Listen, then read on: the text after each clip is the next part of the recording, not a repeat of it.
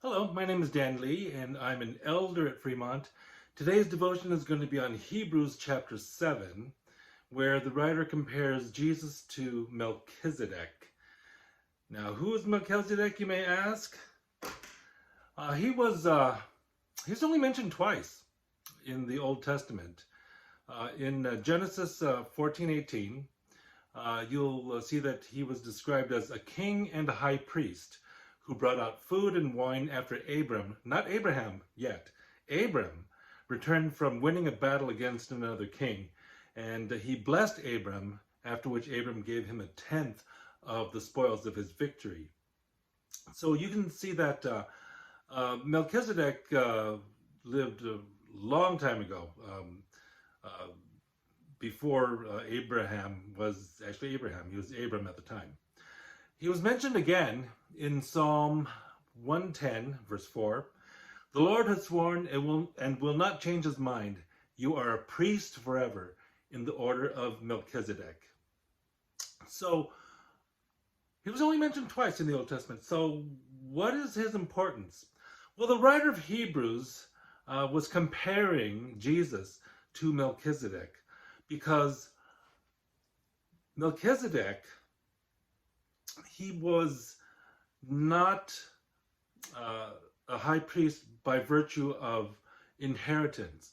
Unlike the priests in the order of Aaron, who were all priests because they were descendants of Levi, who were given the task of being priests, Melchizedek wasn't. And similarly, Jesus was not of the house of Levi. He was from the house of Judah.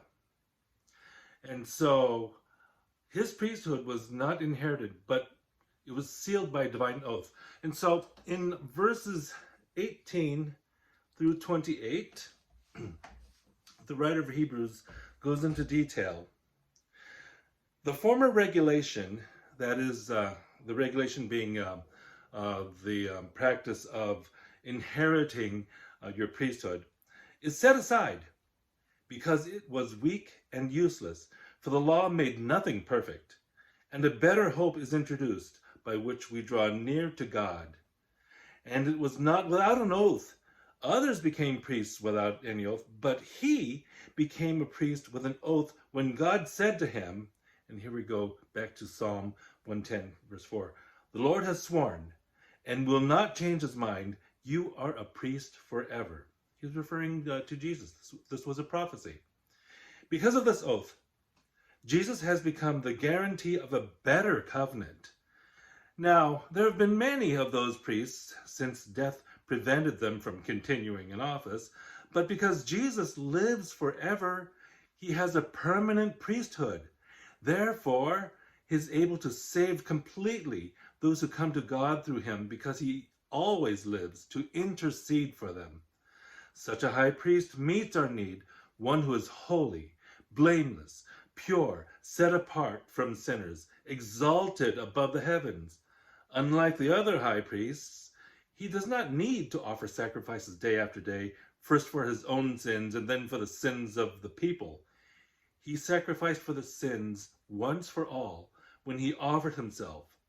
For the law appoints as high priests men who are weak, but the oath which came after the law appointed the Son, who has been made perfect forever. Praise God. Thank you for listening.